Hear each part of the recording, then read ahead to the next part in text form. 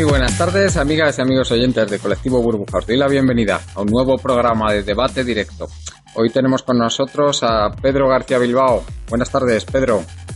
Hola, ¿qué tal? Muy buenas tardes. Muchas gracias por venir a nuestro programa. Tenemos también a Carlos Ayué. Buenas tardes, Carlos. Hola, buenas tardes. Y tenemos también a Juan Bordera. Muy buenas tardes, Juan. Buenas tardes, ¿qué tal? Hoy vamos a hablar, evidentemente, de la actualidad política española, de lo que ha pasado en estas 2 últimas semanas, básicamente con esa moción de censura express se montó con ese triunfo contra la opinión de la mayoría de los analistas que pensaban que aquello se iba a saldar o bien con la derrota de la moción o con la dimisión de Mariano Rajoy in extremis. No pasó ninguna de las dos cosas y Pedro Sánchez es el nuevo presidente de gobierno y vamos a hablar también de este nuevo gobierno que tenemos. Ya conocemos nombres de ministras, de ministros, ya han tenido su primer consejo de ministros. Estamos grabando ya a viernes 8 de junio y también hay muchos nombres interesantes para cargos de segunda fila. Incluso se está hablando, mientras grabamos, de que podría ser el director de Seguridad Nacional, pues un conocidísimo analista de geoestrategia que se llama Pedro Baños, que realmente es bastante apreciado en muchos ámbitos. Empezamos con Pedro, que como no has tenido ocasión de hacer un análisis de esa moción de censura, cuál fue su génesis, por qué salió adelante, pues a mí me gustaría que nos hicieras un resumen de cómo lo ves tú, el tema. Adelante, Pedro. Bueno, gracias. Ciertamente, yo creo que estamos todos empezando ahora a darnos cuenta de hasta qué punto se aceleró todo y se ha producido un súbito cambio de escenario, ¿no? Porque hemos pasado de una muy larga temporada, una era, ¿no? De la era PP, con sus distintas fases, ¿no? Hemos pasado de una situación en la cual pensábamos que era poco menos que inamovible el gobierno del Partido Popular, que resistía todos los embates, y se ha producido un súbito cambio de escenario, ¿no?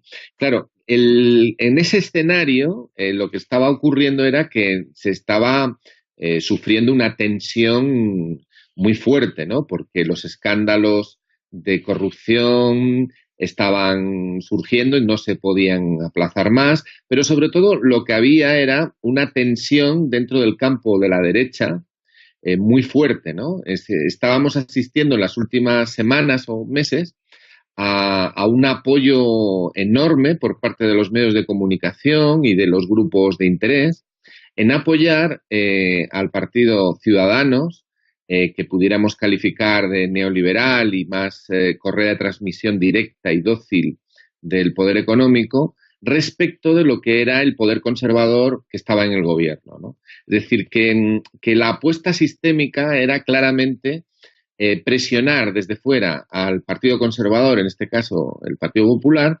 para que la hegemonía en la dirección de la política en el Estado español la llevara a Ciudadanos en un futuro cercano, solo o en compañía de otros. En este caso el otro sería el Partido Popular. Frente a ese esquema, el Partido Popular se resistía con notable éxito, pero era evidente que el acoso, el desgaste provocado por sus múltiples errores en todos estos años, le estaba pasando factura. En otras palabras, el mantenimiento del Partido Popular en el gobierno estaba empezando a resultar disfuncional. No tanto porque la izquierda y las fuerzas que pudiéramos denominar, si somos muy optimistas, de cambio fueran fuertes, sino porque lo que se estaba provocando era un desgaste del régimen del 78. Y no hay que olvidar que se había vivido la gran movilización en Cataluña el 1 de octubre y el concepto régimen del 78 estaba empezando a ser puesto en cuestión por algunos de los que habían sido sus más firmes partidarios, como por ejemplo el nacionalismo catalán y algunos otros, ¿no? Entonces, en ese contexto, la situación del Partido Popular tenía, objetivamente hablando, perfiles que empezaban a entrar en lo disfuncional para el propio sistema. Y la solución del propio sistema no era otra que su sustitución o bien su alianza más pronto o más tarde con Ciudadanos, ¿no? Es decir, que lo que estábamos asistiendo era una pugna por el liderazgo dentro de la derecha española.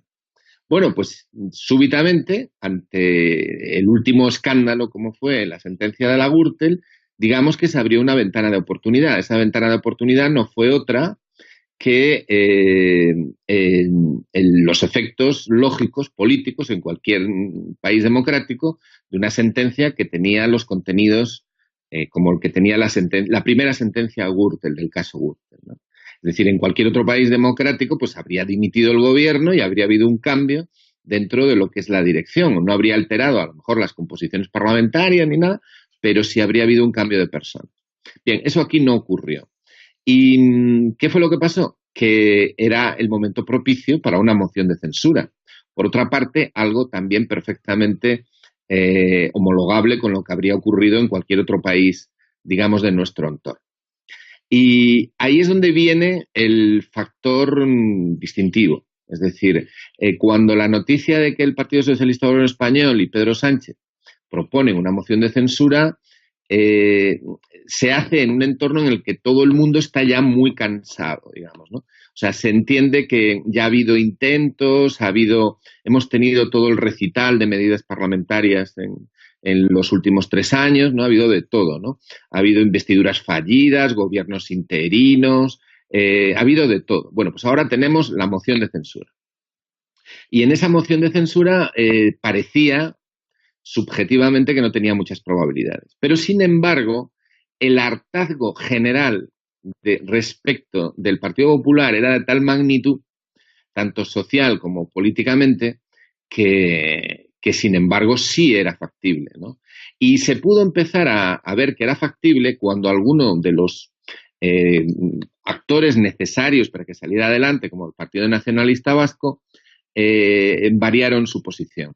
Y entonces lo que empezó a principio de una semana como algo inviable y un escenario más en el que Pedro Sánchez se quemaría sin resultados, se pudo ver que gracias al hartazgo parlamentario, al deterioro de la imagen del gobierno y a una serie de circunstancias, se iba a convertir en otra situación.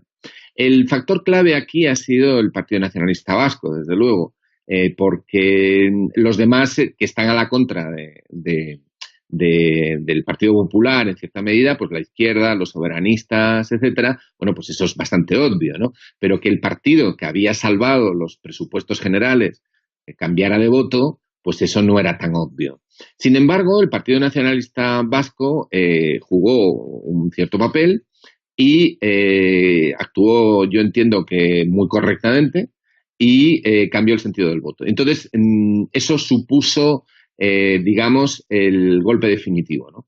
Y que se expresó, lo encajó el Partido Popular muy mal y se pudo ver en la espantada que dio el presidente Rajoy la tarde que visualizó la derrota y se retiró del Parlamento. Bueno, hizo como hace cualquier español, ¿no? Irse al bar a emborracharse cuando le va mal. Sí, y como no se ha dejado de señalar, esa tarde fue una tarde en la que realmente nos representó a muchísimos españoles, nos sentimos muy cercanos, ¿no? Porque es el tipo de reacción que solemos tener en general ante situaciones de cierto tipo, ¿no?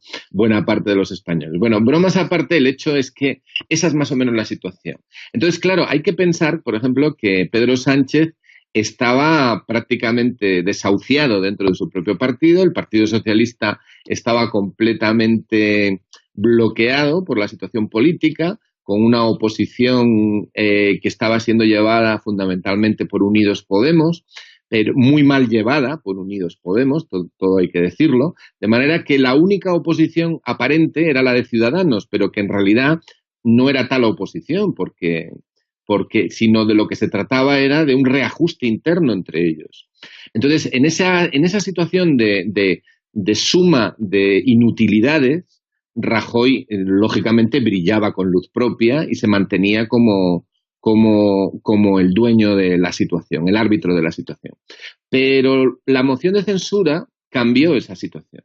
Y ahí hubo una ventana de oportunidad que fue hábilmente realizada. Se plasmó, se concretó, y entonces lo que hubiera sido imposible en una propuesta de investidura, que es decir, que el Partido Socialista Obrero Español hubiera logrado apoyos de todo el arco parlamentario que está en la oposición, en cambio, en una moción de censura era perfectamente posible, porque como se ha dicho, de lo que se trataba era de echar a Rajoy, de echar al Partido Popular, y eso se ha logrado. Pero claro, es poco probable que en esa tesitura en la que se vivió, lo que hubiera fuera realmente pactos. La acusación que hace el Partido Popular de que ha habido pactos secretos, bueno, es posible, ciertamente tiene que haber habido conversaciones y acuerdos, pero no que se hayan traducido en acuerdos pues para gobierno o alianzas, no. Aquí lo que se trataba era de destapar una situación. Y la situación ha cambiado, no voy a decir radicalmente, pero sí muy profundamente, ¿no?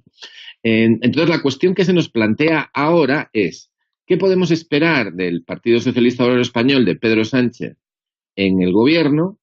¿Qué significado tiene los nombramientos que ha hecho? ¿Cuál es el tipo de respuesta que quiere dar a los problemas que tiene planteado el país? ¿Cómo queda el centro y la derecha? Y cómo queda sobre todo la oposición de izquierda, si es que no han renunciado ya a ese nombre, como parece que están haciendo continuamente, ¿no? Esa sería más o menos lo que tendríamos quizá que interpretar. Yo creo también que habría que añadir que la primera respuesta que ha hecho, o sea, la primera valoración es que el régimen del 78 con este cambio sale reforzado. Es decir, el régimen del 78 estaba en una pendiente que llevaba a la destrucción, incluso a una destrucción cainita dentro de la propia derecha, y a un bloqueo por parte de la oposición de izquierda, y gracias a esta moción de censura, gracias a los propios errores de la derecha, se ha propiciado una situación nueva en la cual el Partido Socialista le da oxígeno al régimen, en términos de régimen. Y claramente, ¿no? Esto es lo que yo llamo el efecto Rocío Jurado, ¿no? El efecto Rocío Jurado, que fue el que destrozó Izquierda Unida, y que consiste en aquella canción de hace tiempo que no siento nada al hacerlo contigo, ¿no? Eso es lo que destruyó Izquierda Unida. Bueno, como alternativa de izquierda, digamos. Bueno, pues ahora el régimen del 78 vuelve a hacernos sentir, ¿no? Es decir, hay un halo de ilusión se ha extendido con los nombramientos y con el nuevo gobierno, que ciertamente es muy distinto al de Rajoy. Pero vamos, eso no significa que podamos esperar grandes cosas. Lo que significa es que había otras alternativas sistémicas y se han jugado muy bien. Esa sería más o menos la situación. La cuestión sería, ¿cómo interpretamos lo sucedido a partir de estos hechos? ¿Cómo lo valoramos? ¿Hasta dónde podemos esperar transformaciones o cambios del Partido Socialista Obrero Español? ¿Dónde queda la lucha por superar el régimen del 78 y la construcción de la República? ¿O hasta dónde podemos llegar dentro del marco de la izquierda realmente existente en este momento? Porque no hay que olvidar que ya se ha afirmado prácticamente, a salvo exclusivamente de una aprobación por las bases en primarias o en consultas, de una nueva edición del Pacto de Botellines y de la alianza con las confluencias diversas. Es decir, que están todos encantados de conocerse con el modelo actual que tienen. Entonces, la cuestión es, ¿cómo queda todo esto después de todos estos hechos? Pues, Juan, pues no sé si compartes el análisis de Pedro, si quieres matizar algo, adelante. La verdad que lo comparto porque, bueno, yo ahora mismo lo que veo es que esto es una magnífica operación de lavado de cara, que es, bueno, se podría resumir en la frase gatopardista clásica de que todo cambie para que nada, o sea, que todo cambie para que todo siga igual, ¿no? Entonces, claro, se podría analizar punto por punto a cada uno de los miembros, ¿no? Y ver hasta qué punto esto es más una maniobra pues de cara a hacer una campaña electoral ya, empezar a preparar las próximas elecciones, que además, bueno, el PSOE sabe perfectamente que ahora mismo pues no tiene poder realmente para hacer gran cosa más que esto, ¿no? Entonces, claro, yo viendo los nombramientos, que creo que es lo que hay que analizar bien, lo que se trasluce un poco es que una es un gobierno socioliberal, se le podría llamar, ¿no? Lo que ha formado Pedro Sánchez, con mucha cara mediática, ¿no? Como siendo muy consciente del poder de los medios de comunicación, intentando captar a gente que pueda un poco representar a diferentes posturas, muy transversal todo, ¿no? Y bueno, quizá el intentar contentar a la frase esta de no sé cuál es la fórmula del éxito, pero sí conozco la fórmula del fracaso y es intentar gustar a todo el mundo. Creo que están intentando un poco eso y espero que fracasen estrepitosamente porque evidentemente, claro, Pedro Duque, por ejemplo, es un nombramiento que a mucha gente le parecerá fantástico y evidentemente es mucho mejor. Hemos quitado a auténticos franquistas del poder para meter a gente mucho más decente. Pero bueno, o sea, cada uno de los grandes nombramientos que ha habido tienen luces y sobre todo muchas sombras, ¿no? Entonces, podemos ponernos a analizar punto por punto lo que ha pasado. Por ejemplo, a mí los nombramientos prácticamente ninguno me satisface, ¿no? Pero hay dos o tres que me parecen particularmente peligrosos. El más peligroso casi yo diría que es Grande Marlaska, porque bueno, digamos que es asumir que el PSOE sabe perfectamente bueno, que ahora mismo quizás su lucha pasa por dos puntos. Una, intentar evitar el ascenso de Ciudadanos atrayendo a ese tipo de votante pues con nombramientos tipo Grande Marlaska y al mismo tiempo yo creo que buscan también reducir, por decirlo así, el efecto de Podemos en cuanto que ya estaba bastante reducido por su propia incapacidad de hacer las cosas mejor, pero claro, ellos buscan, yo creo, van a intentar hacer una serie de leyes muy vacías de contenido, pero que quedan muy bonitas, y van a intentar bueno, que o Podemos las apoya o Podemos queda como el que está ralentizando el proceso de cambio en España, ¿no? Entonces intentan un poco hacer una especie de pinza por los dos lados para ampliar su espectro de voto. Pero bueno, o sea, también queda muy claro, por ejemplo, el nombramiento de Maxim Huerta, que hoy se ha sabido que no fue ni la primera opción ni la segunda, y probablemente no han dicho todas las que. Pero bueno, Elvira Lindo, David Trueba rechazaron ese mismo cargo, que se sepa, y yo creo que igual ha habido más. Y también tenemos, bueno, Nadia Calviño en Economía, que probablemente es el otro que más me da miedo, ¿no? Porque estamos ahí, pues eso, cerca de. Si Ana Patricia Botín aplaude el nombramiento de esta persona, ya te da bastante que pensar de a quién responde, ¿no? A quién va a hacer frente. Y desde luego, pues el panorama no pinta nada bien con esta gente y sobre todo la jugada mediática hay que reconocer que es brillante, porque, claro, por un lado te ponen a Borrell, que es un poco, y además fue el primer nombramiento, que es como decirte, catalanes, aquí tenéis, ¿no? Esta es la primera en la frente. Pero por el otro lado juegan la carta de Meritxell Batet, que es también catalana. Entonces, están intentando eso, gustar y disgustar, gustar lo máximo posible a todo el mundo, intentar disgustar lo menos posible, pero sabiendo de sobras que ellos probablemente no tienen ningún poder con 84 diputados para hacer prácticamente nada sin el apoyo pues eso, o de todos los que le han permitido llegar hasta ahí, o veremos si no hay acuerdos con Ciudadanos, porque es algo que no es descartable, ni mucho menos, ¿no? Sí, sí, y luego a mí desde luego me ha hecho mucha gracia la reacción tanto de Ciudadanos como la de Podemos, ¿eh? No sé si habéis visto el giro de 180 grados, casi si se pasan un poco de frenada lo dan de 360 los de Ciudadanos, según vayan de sustancias estupefacientes puestos, pero vamos, el- el- pero vamos. Yo ayer me reía muchísimo con Girauta, cuando le oí hablar que parecía que, vamos, que habían votado que sí a la moción de censura y el cabreo de Iglesias, vamos, también ha sido apoteósico. Debe estar, vamos, no debe haber dormido esta noche, creo yo. Ni en el chalet ha podido dormir, me cago Nada, en la nada. Bueno, Carlos, adelante.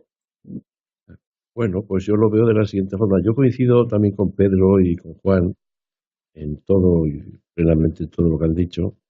Y Y la conclusión general sería que esto no es más que un lifting, un lavado de cara, porque ya se estaba haciendo el ambiente tenía un aire irrespirable. Ya éramos el hazmerreír de Europa, ¿verdad? Con este catolicismo, nacionalcatolicismo, perdón, no al catolicismo, le tengo mucho respeto. Al nacionalcatolicismo ya no le tengo ninguno. A este nacionalcatolicismo español, rampante, además acompañado todo esto de una corrupción escandalosa que ya llegaba a todos los estamentos de la administración pública, y sobre todo también el miedo a la desestabilización que podían producir todas estas políticas de la por ellos, llevadas hasta sus últimos extremos con el tema de Cataluña, ¿verdad? Y esto a Europa pues ya no le gustaba nada, y la prueba más evidente son las derrotas jurídicas que ha tenido allá por donde iba el señor Llarena con sus singulares interpretaciones del derecho, ¿verdad? Entonces, pues, el régimen del 78 pues está tan tocado como estaba antes, pero ¿qué ha ocurrido aquí? Pues que de esta forma pues se ha lavado la cara con una operación de marketing, gente muy famosa, gente muy interesante, buenos profesionales, pero buenos profesionales es una cosa, e ideología y ganas de transformar las cosas es otra, ¿verdad? Y entonces, pues, yo pienso que ha sido una patada hacia adelante, ¿verdad? Para aguantar, en eso coincido con Pedro, aguantar un tiempo más. ¿Y qué es lo que hará este gobierno? Pues este gobierno, pues prácticamente, pues hará muy poquitas cosas, porque, como decía Juan, hará leyes, esas se quedan muy bonitas, feminizará el lenguaje todo lo que pueda. No sé si al señor Duque lo acaban llamando astronauta en vez de astronauta, ¿verdad? Ya puestos a feminizar el lenguaje y a masculinizarlo. Habrá leyes LGTB, habrá algo de la eutanasia y 4 o 5 cositas más, y a lo mejor una pequeñísima reforma laboral que amortigue un poco la precariedad y los salarios, y se le deje más margen a los sindicatos para hacer convenios de carácter provincial o carácter nacional, reducir un poco las cláusulas de descuelgue, etcétera, etcétera.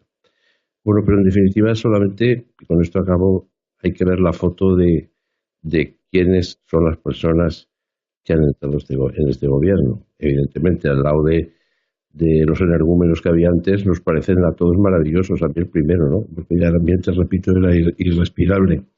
Pero, ¿quiénes son? Repasémoslo. Pues el señor Borrell ha sido un hombre que se ha permitido decir la frase de que había que desinfectar. Desinfectar en Cataluña. Bueno, había que desinfectar a más de 2 millones de personas y a 500.000 más que a lo mejor sin ser independentistas querían votar, ¿verdad? Querían que Cataluña votara para decidir un régimen especial de toda España o bien ser soberanos plenamente. Hemos visto también, a mí hay una fotografía que me ha impactado para ver que todo sigue igual, y fue la recepción en el Ministerio de Fomento, no sé si se llama ahora Fomento o Obras Públicas, es lo mismo, le van cambiando el nombre, pero es lo mismo, del señor Ábalos. Pues allí lo vi, que en la recepción de todas las personalidades de la Villa y Corte de Madrid, pues estaba allí hablando tan tranquilamente con el señor Villarmir. Todos sabemos quién es Villarmir o HL, las influencias, entre comillas, que haya podido tener frente a los contratos, los grandes contratos de la administración pública, y todas las veces que ha tenido que ir a declarar a la Audiencia Nacional, pues por sospechas de dádivas, cohechos, etcétera, a este respecto. Después estaba la señorita Margarita Robles. La señorita Margarita Robles, que es una buena profesional y es muy competente. Yo no me olvidaré nunca de que un día le escuché decir esta frase: nosotros, la clase media. Yo es que me muero de risa cuando digo esta frase, porque claro, una señora que ha sido magistrada del Tribunal Supremo y que debe estar ganando 115.000 euros al mes, pues si esto es la clase media, es que su desconexión con la realidad es total y absoluta. Y acabo con lo siguiente. A mí lo único que me ha parecido, si es que llega a concluirse, si es que llega a suceder, es que Pedro Baños, al que considero que es un gran profesional, un gran conocedor de la geoestrategia, yo recomiendo su último libro, que es Así se domina el mundo. Es un libro estupendo, muy asequible, que lo comprende todo el mundo, pero que simplemente desvela la verdad de lo que sucede en el mundo y lo que nos vienen ocultando a través de todos los medios de comunicación en este mundo de pensamiento único. Si el señor Pedro Baños puede llegar allí, me parece que va a ser una aportación, por lo menos en política internacional, en los consejos que le pueda dar al presidente de gobierno interesantes, porque claro, el presidente de gobierno es un hombre que a este respecto creo que aparte de hablar inglés no sabe nada. Ahora bien, yo también opino que el señor Pedro Baños, si entra allí y comienza a contarles quién está detrás de la guerra de Siria, quién está detrás del yihadismo internacional, algo que todos los expertos coinciden, sean de un lado o de otro, ¿no? ¿Quién es la verdadera infantería de la OTAN para agredir a países como Libia, a países como Siria? Si les cuenta cómo es la distribución del poder en Latinoamérica, si les dice qué papel puede llegar a jugar o está jugando Rusia y China en el mundo, pues lo más probable es que este hombre sea un mensaje que no quieren oír, ¿no? Que no quieren oír y yo pienso, desgraciadamente, que si entra se marchará al cabo de muy poco tiempo. Desde luego. Esa es la idea que yo veo.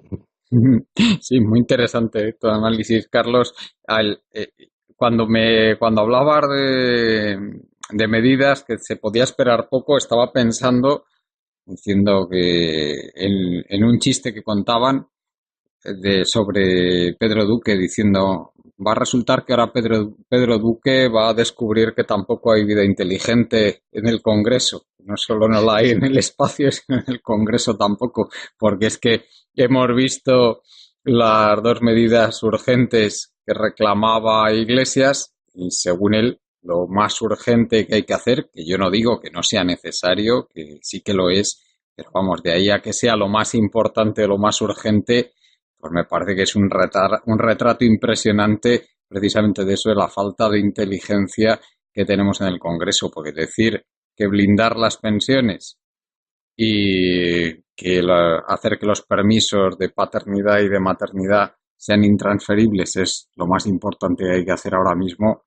me parece que es tener el foco un poquito desviado de lo que es importante y de lo que siendo, pues sí, cosas que hay que hacer, pues quedan un escalón por debajo, como me parece a mí que son estas cosas que evidentemente, sobre todo las viudas están en una situación pues de pobreza, muchas de ellas, pues es evidente que sí, pero también lo están muchísima más gente que no está en ese sector de los jubilados y en situaciones todavía peores, y de esos no he hablado.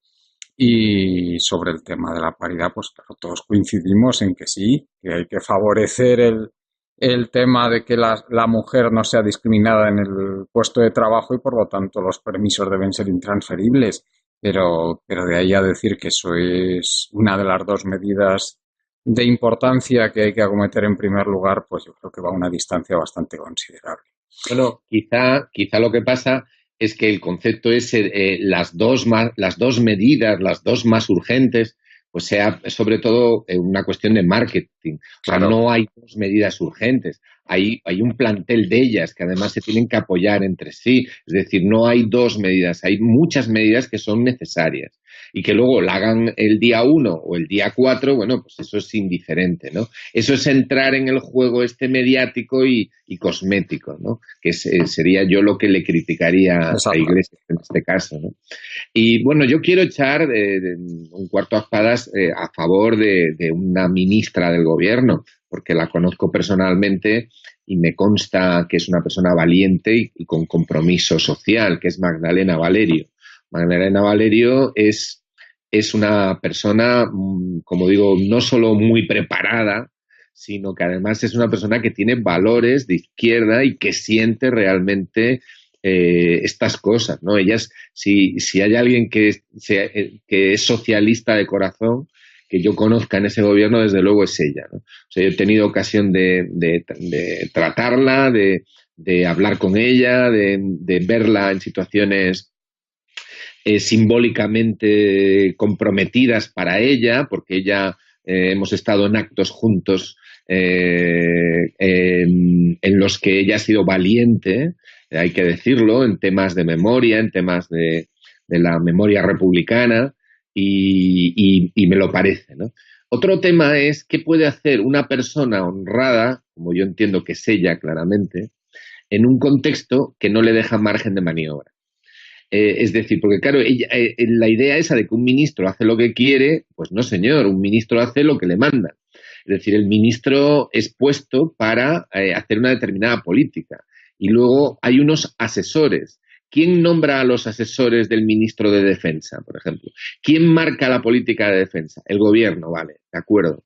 Pero no es eso, ¿no? Es decir, esto no es que un ministro se levanta por la mañana y decide voy a hacer esto. No, él tiene un margen, pero hay un marco en el que se tiene que atener. Entonces, el marco al que se atiene el gobierno de Sánchez es un marco que tiene unas muy serias limitaciones. Por tanto, el escenario ese de, es que tengo solo 85 diputados. No, perdona, es que aunque tuvieras 180 tú solo, tampoco querrías cambiar la reforma laboral, porque la reforma laboral la empezasteis vosotros. Vosotros os cargasteis la banca pública, vosotros os cargasteis un montón de cosas que no teníais que haberos cargado. Entonces ahora no me vale eso de que es que solo tengo 85, porque para hablar, para explicar y para hacer pedagogía de lo que habría que hacer y no se puede, para eso no se necesita más que un diputado. Y ellos no lo hacen. Entonces, es evidente que ellos han optado por poner freno a las fantasías neoliberales, a los excesos neoliberales que preconizaba un sector del PP y de Ciudadanos, pero se mantienen en un perfil muy sistémico de la Unión Europea. La línea Sánchez es entregar todo el poder a la Unión Europea. Y quizá defender dentro de ella pues una posición más cercana a la posición ortodoxa continental en este momento, ¿no? Es decir, y de hecho, el gobierno este es el más europeísta que el de Luxemburgo, ¿no? O sea, está claro, esa es su apuesta, ¿no? Hombre, si tuviéramos que nombrar a una ministra de Hacienda que conozca el presupuesto comunitario, pues Nadia Calviño es perfecta. El problema es quién le da instrucciones a Nadia Calviño. Ese es el problema. ¿Cuáles son sus instrucciones? ¿Qué tiene que hacer? Si yo quiero cambiar la Unión Europea, necesitaré gente que conozca la Unión Europea por dentro, pero necesitaré gente que atienda y desarrolle los objetivos que le pongamos. ¿De acuerdo? Entonces, la cuestión está en cuáles son los objetivos que le van a poner. Y por cierto, hay una cuestión, es muy curioso, ¿no? Pero el ayornamiento del Partido Socialista, que no es nuevo, algunos ya lo viven sin necesidad de estar en el gobierno. No podemos olvidar que Podemos ya renunció a la renta básica, ya renunció a denunciar precisamente la deuda externa, que ya renunció a cambiar, a poner en cuestión el euro, que ya renunció a un montón de cosas en este sentido. Que Vicente Navarro les desborda por la izquierda. Entonces, esto sin necesidad de estar en el gobierno. Y ahora tienen un problema muy serio, porque claro, puestos a hacer política de efectos y política de enamoramientos superficiales, el PSOE es perfecto para eso. También el PSOE protagonizó un inmenso cambio con 202 diputados. También el PSOE fue capaz de decir sí se puede, ¿no? Y luego ya vimos lo que hizo, ¿no? Es decir, ahora se encuentran con una copia de sí mismos. Con una copia de sí mismos. Lo que pasa es que la situación es muy distinta que en los años 80, ¿no? Es muy diferente. Las limitaciones que tiene este gobierno son claras y son de tipo ideológico y de tipo estructural. Y dentro de ello, pues no me cabe la menor duda de que hay personas honradas, eso lo tengo claro. Y desde luego, comparado con el gobierno de novios de la muerte, pues hombre, es que esto es esto es fantástico, ¿no? O sea, vamos a decirlo. La cuestión es cómo se articula una oposición de izquierda a este gobierno, pero también a las limitaciones estructurales que este gobierno representa tan perfectamente. Pues Juan, como que tú eres de la opinión de Pedro, que el margen, que realmente, o sea, que lo primero que tienen poco margen y lo segundo, que lo que tienen sobre todo es poca voluntad. ¿Qué piensas Sí, tú? claro. Obviamente estamos hablando del PSOE, ¿no? Del partido que cambió el 135, que pactó con el PP un cambio en la Constitución así express, en el cual parece que ya nos hemos olvidado, pero nos han condenado de por vida, porque esa deuda que precisamente el IBEX 35 y ese tipo de gobiernos en la sombra que tienen prácticamente todos los países, al final son los responsables de la creación de este fenómeno de la deuda a perpetuidad y claro, al ponerlo como constitucional, lo que están obligando realmente ahí es a que el país ponga la deuda como primera prioridad de pago. Y claro, ese partido no puede hacer otra cosa que ser lo que es. Y es una pata del IBEX 35, una más, porque al final la diferencia entre el PSOE, el PP y Ciudadanos, pues es eso, es bastante cosmética, porque al final representan los mismos intereses desde distintas ópticas y para mí el peligro principal es que, claro, la jugada mediática es tan potente que evidentemente, pues a Grande Marlaska le leía yo a un amigo, igual a Grande Marlaska no le podemos criticar tanto porque nos tacharán de homófobos, igual al gobierno socialista no le podemos criticar tanto porque son todas feministas. Y entonces, claro, hay un punto ahí de lavado de cara, pues eso, de evitar cualquier ataque va a parecer que es como, bueno, que los buenos son ellos. Hemos vuelto un poco como 6 años atrás, 7 años atrás, y ahora hay que volver a organizar ese poder que comentaba Pedro, que al final tiene que ser pues algo bastante distinto a lo que está haciendo Unidos Podemos y Pablo Iglesias, claro. A mí hay una cosa que lo hemos nombrado antes por encima, que me parece muy interesante comentar, que es el tema de Pedro Baños. Porque al final, claro, ¿con qué se está atacando a Pedro Baños ahora mismo? Evidentemente, claro, que sea un contertulio de algunos programas de Iker Jiménez, eso le resta cierta credibilidad. Pero claro, lo que le están atacando sobre todo es porque era aliado de Putin. Eso es lo que la prensa está titulando ahora mismo, ¿no? Yo no sé si, de hecho, puede haber sido una especie de globo sonda lo de lanzarlo para ver cómo reacciona un poco el público y según la reacción nombrarle o no nombrarle. Porque claro, el tema de Putin lo que representa un poco es esa guerra fría que se está viniendo ya reactivando, porque de hecho el mercado de las armas se venden muchas más armas ahora que en los momentos más álgidos de la guerra fría y estamos en ese momento en el que, bueno, pues es inevitable que en un mundo en el cual los recursos se están agotando a un ritmo mucho más rápido del que vamos a poder sustituir, pues haya un conflicto entre grandes superpotencias y ahora mismo el eje ruso-chino es el gran enemigo de la OTAN y claro, tener a Pedro Baños ahí metido, pues a mucha gente no le debe hacer ninguna gracia. Si me permites interrumpirte, te diré que es que la fuerza que tiene el lobby atlantista en España es poco conocida, pero es muy fuerte. Pero no olvidemos que, por ejemplo, alguien tan poco sospechoso como el ministro Margallo y algunos otros dirigentes, el exministro Margallo del Partido Popular y algunos otros dirigentes del PP, fueron acusados de Russland Versters, o sea, comprensivos con Rusia. Fueron acusados de ser pro-Putin. Estoy diciendo bien, acusaron en el European Council of Foreign Relations, que es un think tank atlantista, acusaron a destacados miembros del Partido Popular de ser amantes de Putin. O sea, lo cual ya me parece absolutamente delirante, ¿no? Es decir, porque el grado de sometimiento al que quieren, en el que imaginan como ideal para España respecto de los intereses atlantistas es de tal nivel que el que simplemente un gobierno español, incluso del PP, desee tener unas relaciones equilibradas, normales, respetuosas con sus obligaciones atlantistas, pero al mismo tiempo sin enfrentamiento con el otro lado innecesario, era interpretado como ser simpatizante de Putin. Entonces, claro, el problema es, bueno, es más, me atrevo a decir, a recordar en voz alta que el propio director del CNI fue también acusado le crucificaron vivo en una comisión de defensa del Congreso cuando se permitió decir que la relación de defensa con Estados Unidos no era simétrica, ¿no? O sea, que no era tan... O sea, que nosotros cedemos soberanía que los norteamericanos no ceden simétricamente. Vamos, que ellos tienen bases aquí, pero España no tiene bases en Norteamérica, ¿no? Bueno, pues por decir eso, el propio Partido Popular le crucificó vivo hace años en una comisión de defensa del Congreso. Entonces, claro, estamos hablando de que aquí hay un lobby atlantista que yo no tengo la menor duda de que defiende muchas cosas, pero desde luego no defiende una visión serena de la independencia o de la soberanía española. En ese sentido son claramente antipatriotas, ¿no? Parece que hay mucha gente que... Entonces, claro, un militar que se mueve en unos parámetros de cierta ecuanimidad, pues les suena, les suena fatal. Bueno, perdón, quería decir algo, si puedo. Sí, por supuesto.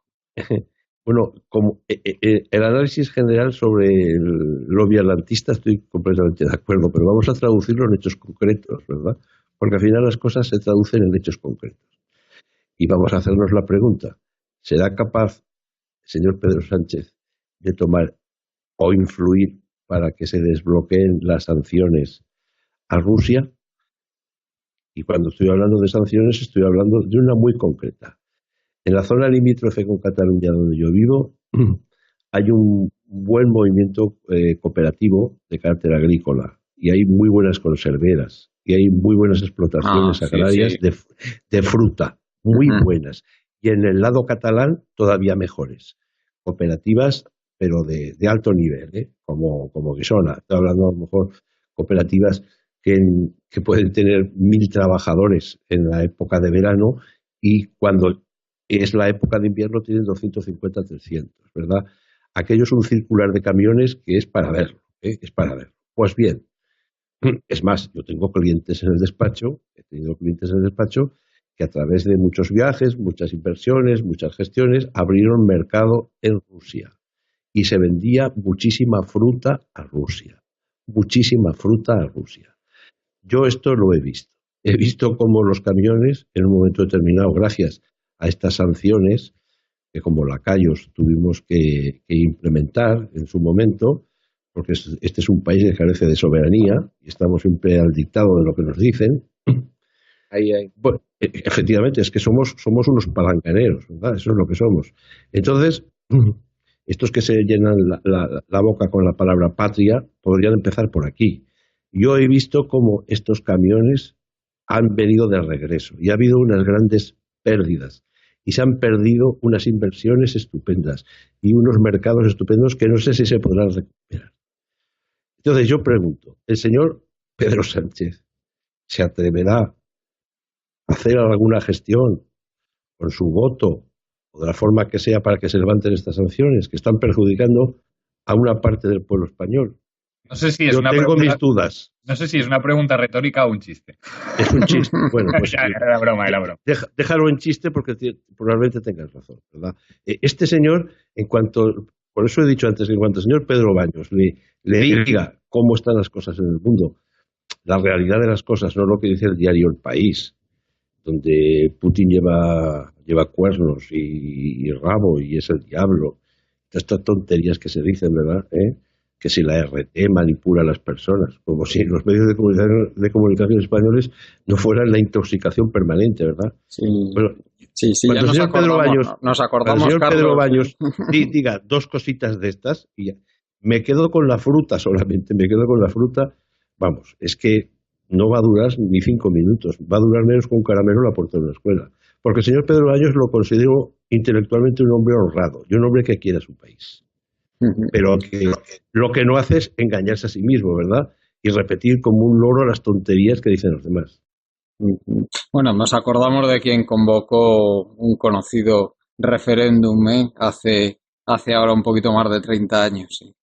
para que España permaneciera en la OTAN, y también nos acordamos de cómo entramos en la OTAN de la mano de un presidente del gobierno que había entrado en unas circunstancias bastante curiosas, sí. en esa Y presidencia del gobierno. una pregunta que te quería hacer, Juan Carlos, porque tú sabes mucho más de economía que nosotros, o por lo menos que yo mismo, que apenas tengo unos conocimientos rudimentarios. ¿Qué va a suceder con este gobierno lifting cuando dentro de poco el Banco Central Europeo compre la mitad de la deuda o de los bonos que le estamos Bueno, vendiendo? ya lo está haciendo, ¿eh? Ya lo está haciendo. De momento ya estamos viendo los ataques a la deuda periférica como están comenzando. Sí, o cuando nos impongan un recorte de nuestro déficit, de nuestro crónico déficit presupuestario. Yo la pregunta que hago es la siguiente. ¿Este gobierno sobre quién hará recaer el pago de estos ajustes? Porque me parece que determinadas clases sociales, que son las de siempre, no lo van a soportar. Y lo van a soportar siempre los mismos. Pero esa es una pregunta retórica también como la de la fruta, ¿no? Más o menos. Sí. Bueno, Juan, que creo que antes no habías terminado de hablar. Continúa, por favor. Sí, dos cositas. Una, el tema de Rusia, yo lo cerraría, o por mi parte, por supuesto, luego cada cual que diga lo que quiera, pero con una un poco reflexión un poco, pues, más, quizá no tan política, ¿no? Y es, claro, al final hemos llegado a un momento en el que, bueno, el decrecimiento, que es algo en lo que yo creo fervientemente, es una realidad palpable. O sea, si tú analizas, por ejemplo, lo que ha crecido la deuda en los últimos 10, 15, 20 años y lo que ha crecido el Producto Interior Bruto de cualquier país de la Unión Europea, no estamos creciendo ya. O sea, realmente el decrecimiento, que es algo a lo que vamos a tener que enfrentarnos con mucha más crudeza de lo que ya lo estamos haciendo, ya es una realidad constatable. Entonces, en ese mundo de decrecimiento y forzoso al que vamos dirigidos sin probablemente ya posibilidad alguna de escapar, porque el planeta es finito y la codicia humana no, pues en ese mundo es mucho más probable, que creo que ya lo comentamos en un programa anterior, que se fragmenten mucho más los estados, porque al final, oye, pues, por ejemplo, el caso de Siria es muy, muy evidente, ¿no? O sea, realmente en Siria el bloque que está ganando la partida es el ruso-chino. Y lo está ganando también porque en el fondo probablemente el propio lobby armamentístico, el complejo industrial militar de Estados Unidos y la oligarquía financiera se están dando cuenta también de que, bueno, de que tiene un coste muy gordo, de que realmente mediáticamente esa partida la han perdido allí. O sea, si uno investiga un poco el tema, evidentemente allí, claro, Bashar al-Assad es un dictador, eso no lo puede negar nadie, pero oye, cuidado. Bueno, Bashar al-Assad, eso también es... Aquí le llamamos dictador a cualquiera y todo lo que nos responda a nuestros cánones y claro, nuestra estructura occidental de pensamiento, etcétera, etcétera. Bueno, más bien todo lo que no apoye yo te digo la política exterior que nos mandan. Bueno, perdón. Pregúntale a un cristiano, o un druso, o un chiita, si le parece bien Bashar al-Assad o no. claro. Porque los otros ya estarían todos degollados si no fuera por Bashar al-Assad, que dicho sea de paso, con un cierto régimen social bastante avanzado, como fue el del partido Baas en Oriente Medio, y siempre ha habido una tolerancia religiosa tremenda y ha habido una libertad religiosa importante en Siria. Y eso, en ese ámbito del mundo, hay que respetarlo profundamente. Totalmente. Y claro, aquí se habla de dictadores aquí. Sí, se usa ese término con mucha facilidad. Sí. Yo he estado en algún país fuera de nuestra órbita y cuando vuelves y te preguntan, bueno, pero ¿cómo está el hilo del feminismo? Digo, pues este que me lo está preguntando no se entera de nada ni sabe nada, ¿no? No sabe absolutamente nada, porque estos patrones occidentales nos creemos que son perfectamente trasladables y estas inquietudes que tenemos ahora son perfectamente trasladables a otros lugares del mundo.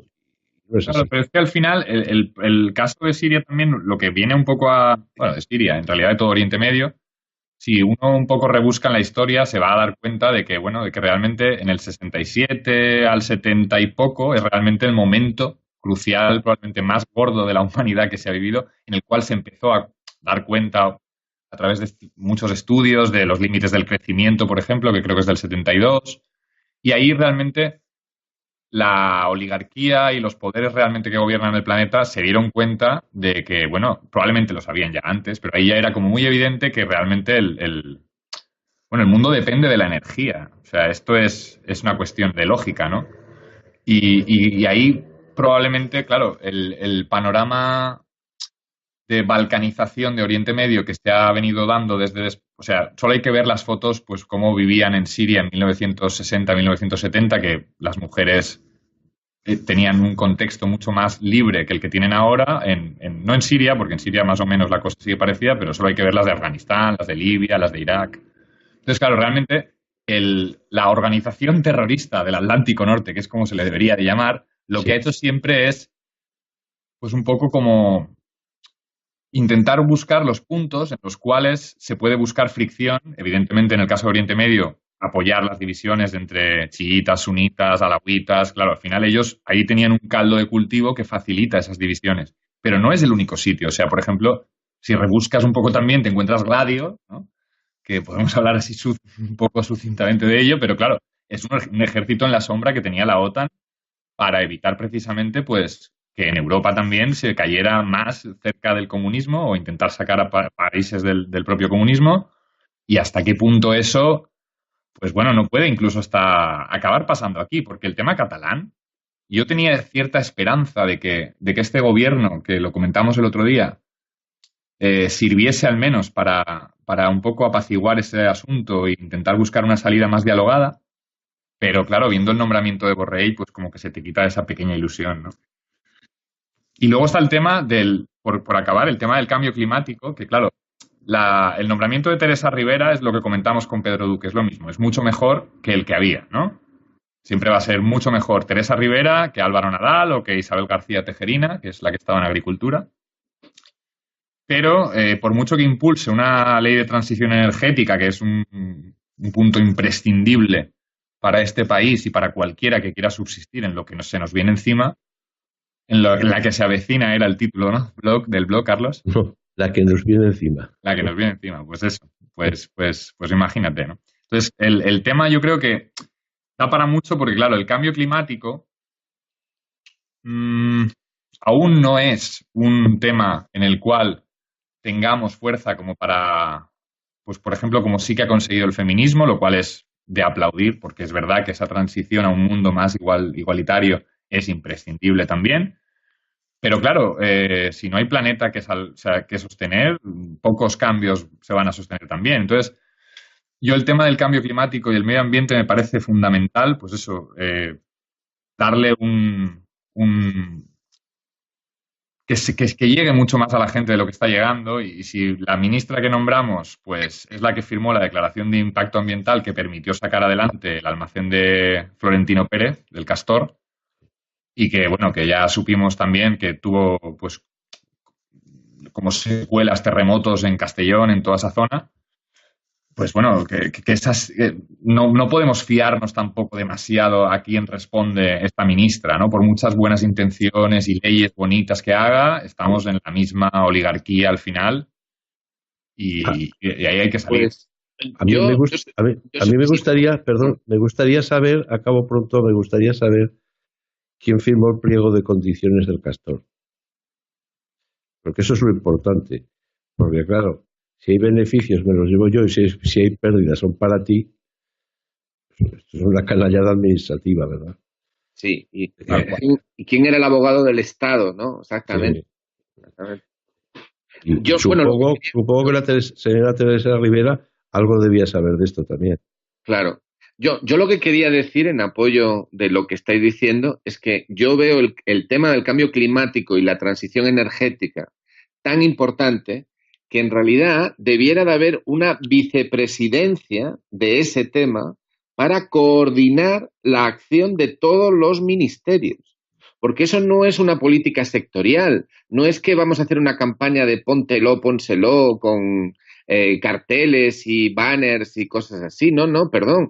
Es que hacer frente a la que se viene encima, como bien le estáis diciendo, lo que exige es cambiar la política de industria, cambiar la política energética, cambiar la política de investigación y de innovación y tecnología, exige cambiar todo el modelo. O sea, es que yo lo he escrito alguna vez, es decir, aunque tuviéramos el gobierno perfecto, el gobierno plenamente concienciado y con manos libres, estaría por ver que lográsemos un cambio sustancial en la tendencia en la que estamos insertos. Entonces, es un tema fundamental. Y yo lo que me temo es que más allá de las palabras, hay poco en este gobierno. Es decir, ¿se está hablando de nacionalizar las eléctricas? No, pero es que no habla de nacionalizar las eléctricas nadie.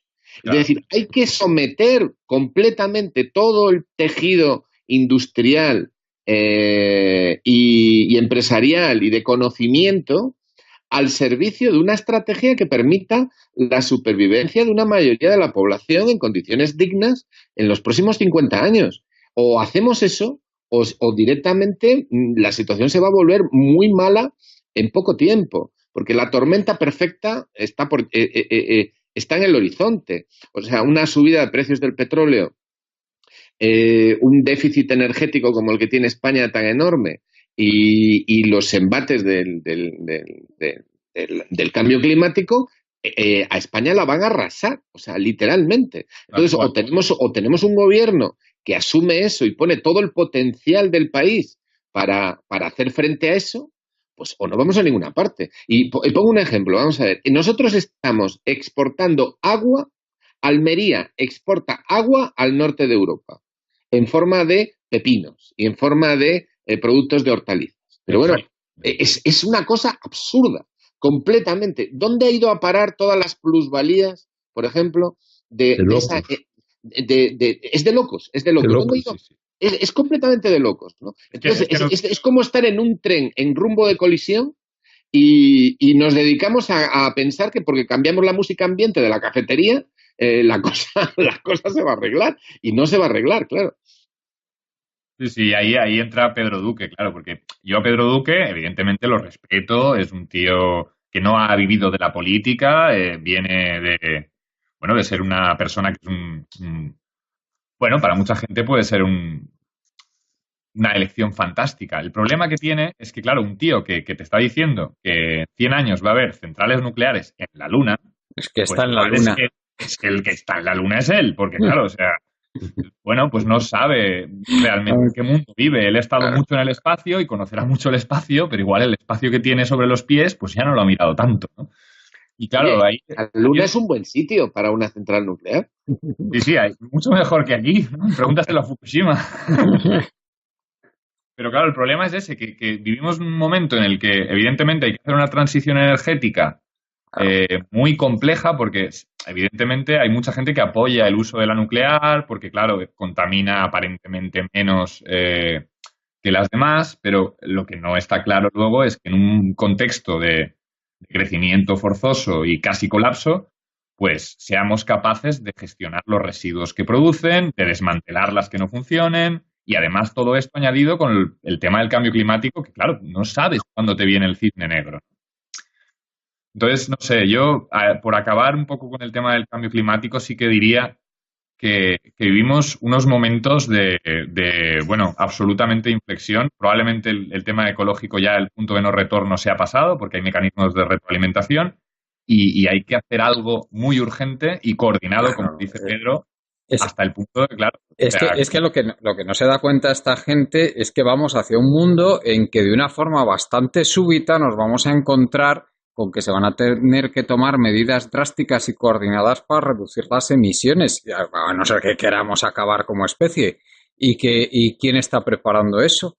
¿Se está preparando España para eso? ¿Se está preparando para cómo va a afectar el cambio climático? ¿Va a golpear de manera brutal? Está golpeando ya, pero esto no es nada con lo que va a pasar. O sea, es que a mí me gustaría que pensaran un poquito a ver qué vamos a hacer con un país que depende 80 y cuántos % de combustibles fósiles cuando lleguemos a ese escenario de limitación sí o sí de emisiones. Mira, yo os diría una cosa, toda la política energética de retrasar completamente el desarrollo de las energías alternativas, yo eso lo considero alta traición. Es decir, es que, o sea, quienes han participado de las políticas de energía que ha habido en los últimos años en España han cometido un crimen contra todos los españoles, contra absolutamente toda la población en España. No es un problema de si hay que dar una rentabilidad fiscal a los que invertían en eso es un problema de otro tipo. Pero que nosotros tengamos en la fuente energética que es el sol y que tengamos las posibilidades de energías alternativas que tiene la península y no se estén aprovechando e incluso se haya retrocedido de una manera completamente absurda, eso es, vamos, no tengo palabras para definirlo, es para poner al fiscal general del Estado detrás de ellos, de todos ellos. Otra cosa es lo que luego den de sí las renovables, que eso todavía no se sabe y ya se verá lo que dan de sí. Pero, Pedro Prieto, cuando hace el análisis, bueno, en fin, es tremendo, ¿no? Mira, eso sí que habría sido un salto muy importante, que le hubiera llamado Pedro Sánchez a Pedro y que le hubiera propuesto ser ministro de la cosa, ¿no? Pues sí. Eso sí que habría supuesto un salto importante, y no a la tía que firmó el informe de riesgos de Castor, ¿no? Bueno, pues si os parece, como vamos a hacer una serie de programas hablando de estas cosas, hoy ya llevamos un poquito más de una hora, podemos ir cerrando. Si os parece dar alguna conclusión, empieza tú mismo, Carlos, si te parece. Bueno, la conclusión, yo creo que más o menos estamos todos en la misma línea, pensamos lo mismo, y yo como despedida quería decir dos cosas. No se me ha tocado hoy el día de las preguntas retóricas, ¿verdad? La primera, un gobierno aparentemente tan feminista como este, pues me llama la atención que llevemos en España más de un mes o 2 meses, sabiendo, como sabe ya toda la prensa alemana, no recuerdo ahora la revista que lo denunció, que en el campo de Huelva y en las explotaciones de fresa, sobre todo con mujeres trabajadoras inmigrantes que venían de Marruecos, se venía produciendo un sistema de esclavitud y de explotación absoluta, donde iba incluida la violación, en muchos casos, los malos tratos. Yo me pregunto, estos señores tan feministas, ¿por qué no han denunciado? ¿Por qué no han puesto las medidas adecuadas para proteger a estas mujeres que están siendo explotadas vilmente? Y además se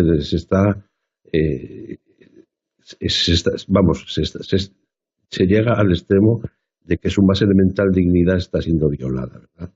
Todo mi apoyo para ellas. Y en segundo lugar, también, hablando de mujeres, para el que quiera saber algo de Siria y no la milonga que nos cuentan, ¿verdad? Porque nos cuentan muchas milongas, muchas tonterías, recomiendo un vídeo en YouTube de una monja que se llama Guadalupe Rodrigo, es argentina. Buenísimo. Y es de esta chica, es una chica joven, pertenece a una orden que se llama el Sagrado Verbo Encarnado. A todo el mundo le sonará chino, pero a mí no me suena chino porque cerca de mi pueblo, en un monasterio que se llama El Puello, hay monjes del Sagrado Verbo Encarnado, que al parecer es una orden de origen argentino. Bueno, pues esta mujer cuenta con todo lujo de detalles porque ella habla árabe perfectamente, ha estado de misiones en Palestina y después le pilló el desencadenamiento de la guerra en Alepo. Y cuenta cómo se fraguó todo, quién lo fraguó y cómo ocurrió todo. Lo digo para las milongas que nos están contando. Y lo recomiendo. Hay, no uno, varios vídeos de Guadalupe Rodrigo. Y esto sí que debería ser difundido y no está siendo difundido por ningún sitio.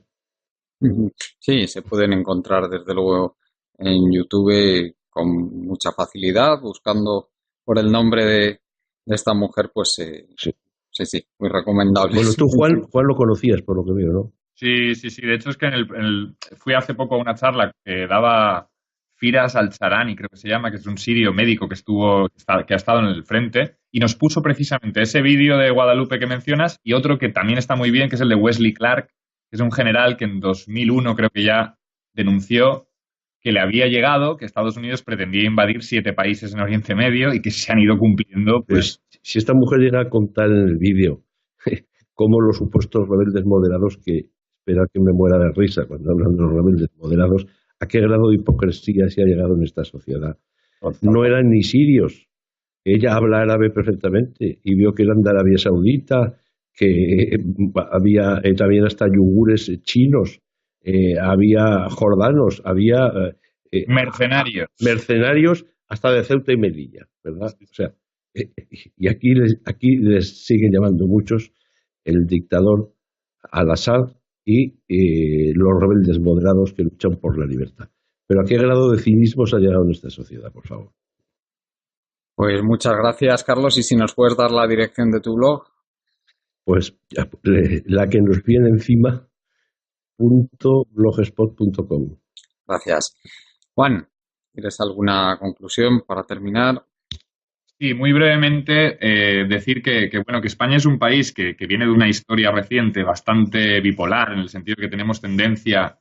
Bueno, solo hay que analizar pues lo que ha hecho los últimos dos gobiernos, ¿no? Mientras estábamos en la guerra de Irak, éramos lo que éramos, bueno, pues, para mí, absolutamente colaboradores de un genocidio. Luego, de repente, llega Zapatero y te monta la Alianza de las Civilizaciones, o en el caso del medio ambiente, lo mismo, ¿no?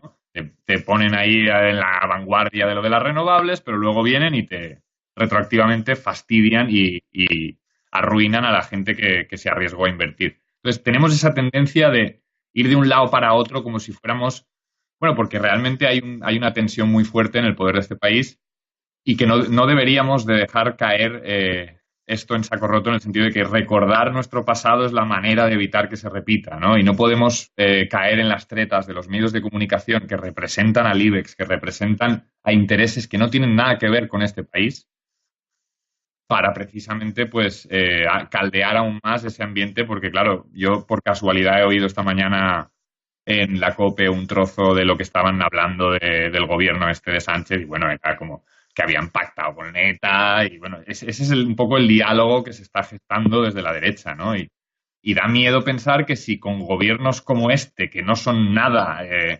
transformadores prácticamente, pues si se ponen así, si de verdad hiciésemos lo que comentábamos, ¿no?, antes, que es poner la transición energética en el lugar que le corresponde y hacer un cambio totalmente del sistema, eso evidentemente, bueno, el ataque ya sería probablemente inasumible. Entonces, al final la clave está en una sociedad que no se deje engañar. Y ahí es donde programas como este o medios alternativos como El Salto, en el que yo colaboro, pues, o La Marea o el diario.es, aunque no sean para mí tan buenos, pues también hay que intentar informarse desde otras fuentes para que no nos engañen ni nos manipulen como lo hacen. Pues muchas gracias, Juan. No sé si quieres dar alguna referencia porque creo que blog ahora no estás llevando, ¿no? Pero por lo menos en El Salto se te puede, como has dicho, leer. Sí, exacto. Si me quieren buscar en redes sociales, Juan Bordera, y a veces escribo en El Salto y un poco más. Pues muchas gracias. Y Pedro, si quieres alguna conclusión para terminar. Bueno, sí, quiero expresar mi solidaridad con lo que se ha expresado aquí con la República Árabe Siria completamente, porque creo que es un factor de humanidad y de esperanza para toda la gente de la zona y del pueblo sirio, ¿no?, frente a la agresión monstruosa de la que han sido objeto, ¿no?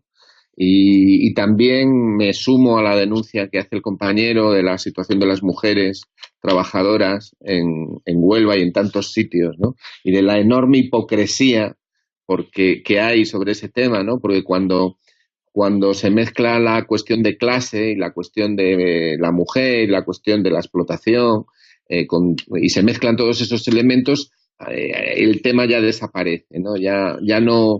Ya no implica tanto a algunos, ¿no? Y hay que ser valiente, hay que hacer las cosas que se tienen que hacer, y ahí se está notando notablemente la hipocresía dominante. Y ojalá me equivoque y ojalá empiecen a actuar contra esos desaprensivos, miserables, que no hay palabras para definir lo que están haciendo con esas trabajadoras, ¿no? Y respecto de lo que hemos dicho en general y del nuevo gobierno, pues hombre, en condiciones normales pues estaría bien, habría que dar un voto de confianza y esas cosas, ¿no?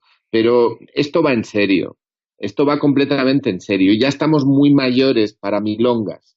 Es necesario combatir en el plano de de las falsas ideas. O sea, lo peor no son las fake news, ¿no?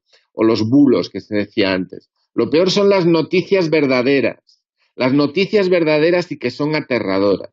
Esas son las que hay que combatir. Hay que combatir todo ese discurso. Necesitamos un gobierno y un Estado que defienda nuestra soberanía para decidir nuestras políticas energéticas, nuestras políticas sociales, nuestras políticas monetarias, que permita poner en orden todo el potencial enorme que tiene España para que el pueblo español pueda sobrevivir en los retos que presenta el futuro. Y eso exige un Estado que esté comprometido con eso.